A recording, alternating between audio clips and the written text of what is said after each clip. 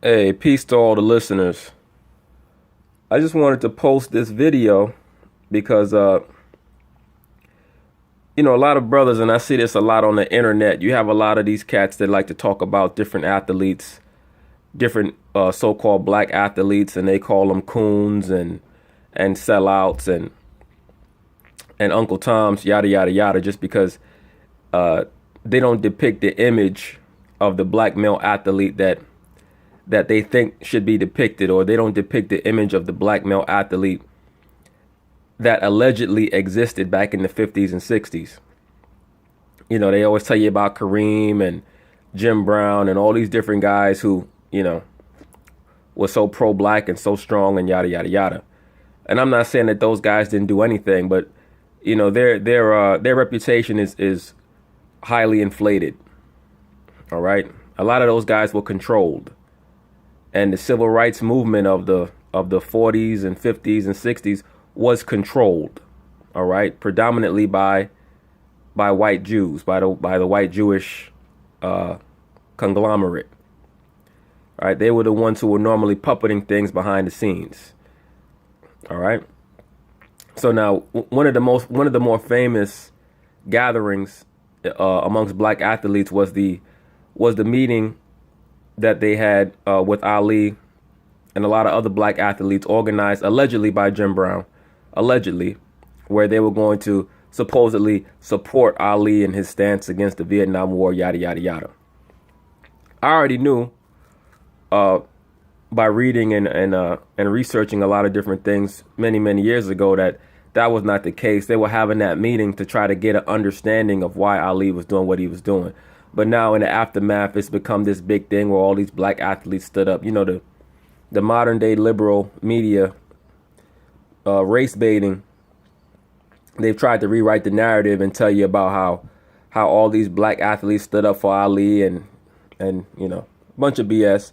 And a lot of them have let the narrative go because they like the positive press. People like Kareem and Jim Brown, they don't correct it. But in reality, that whole meeting was controlled.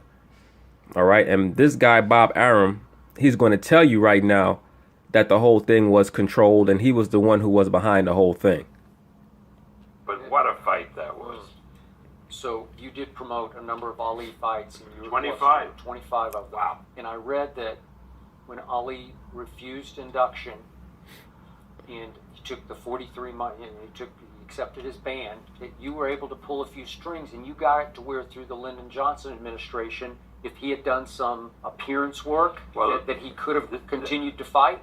This is one of my dear friends is Jim Brown. And Jim was the guy who introduced me to Ali and got me into the business. Right. So y'all heard that, right? He said one of his dear friends was Jim Brown. And Jim Brown is the one who hooked him up into the boxing business. All right. So, just understand that. Jim Brown is a guy who, even though he has the pro-black image and he has done some things for the gangs, there's a lot of things about Jim Brown also that they like to sweep under the rug. All right.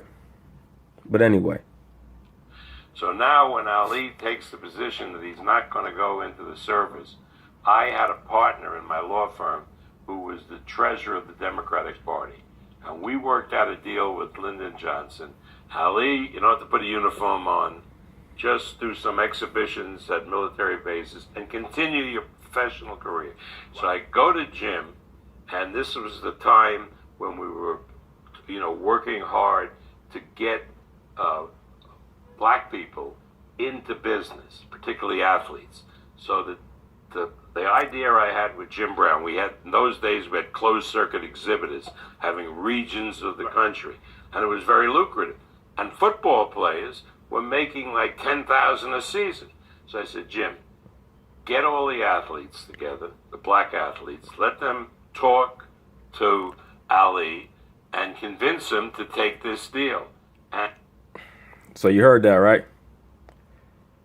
There's no getting around that. He's the one, Bob Arum is the one who organized that meeting that they love to show over and over and over again, the same picture of them standing there. But and doing how they do, he was trying to use other black athletes to convince Ali to take the deal so that he could continue to make money. He said that at that time they were trying to teach black athletes about business. No, you were not. You were trying to find a better way to monetize the black athletes so that you could make more money. All right.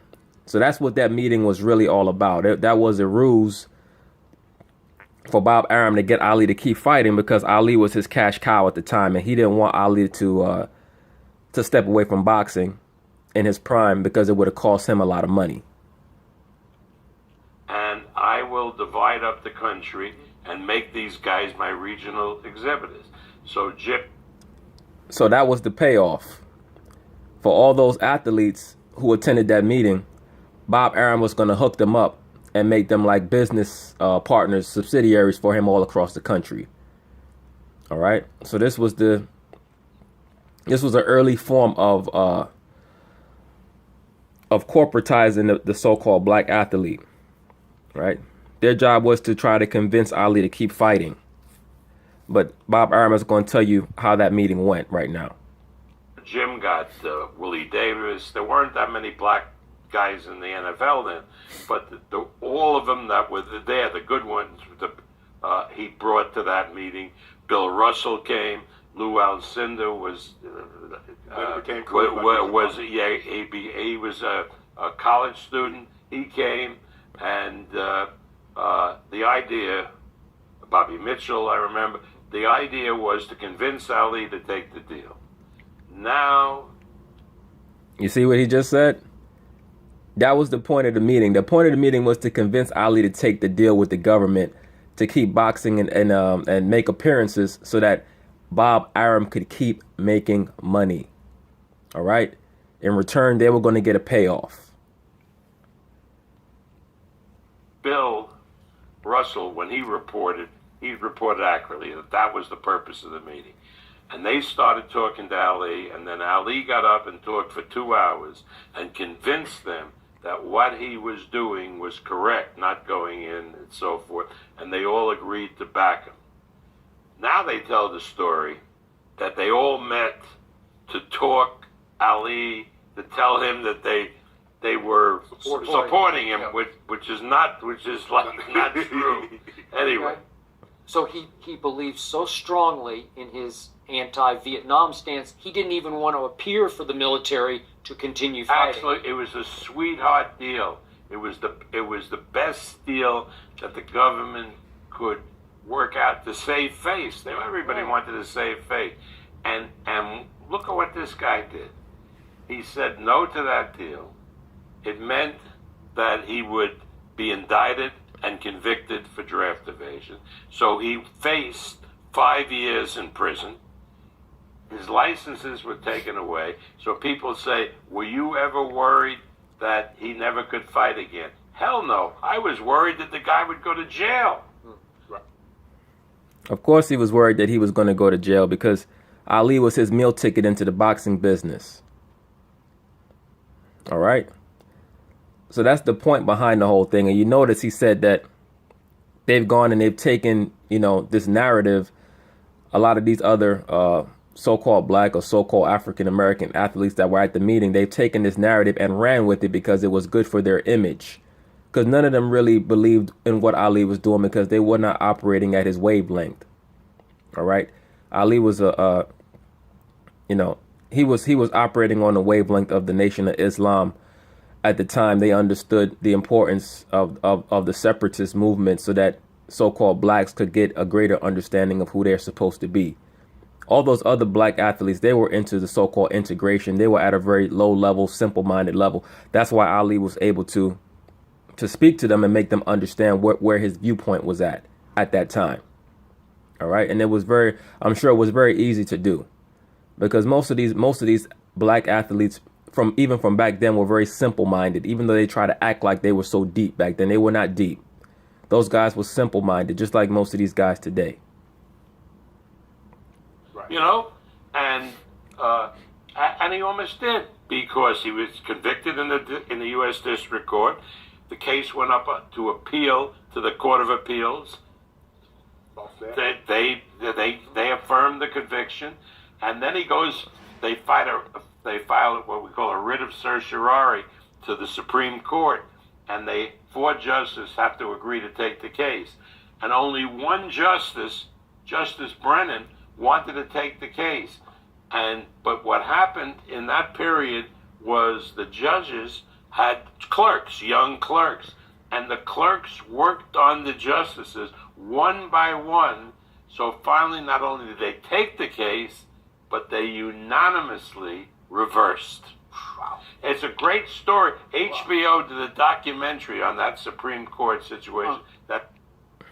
Yeah, HBO they did a nice little documentary movie on that issue. But the best part of that movie, if you watch it with a clips with Ali speaking.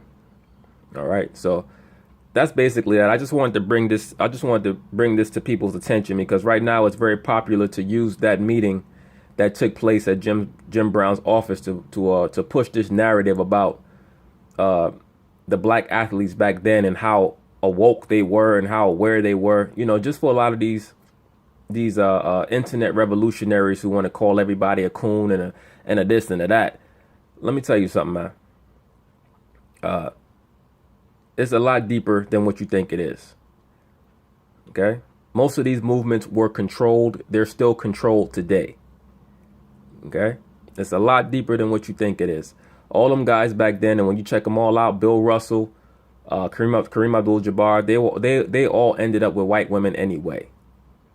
All right? Jim Brown, the issue that he got into with one of his women where he ended up throwing her out the window or something like that, or she ended up out the window, they got into a domestic violence dispute because he was with a white woman. He was with Gloria Steinem. All right? So a lot of you guys that want to run around throwing all this stuff around, you got to make sure that you do your due diligence and that you research the issues. All right? Peace.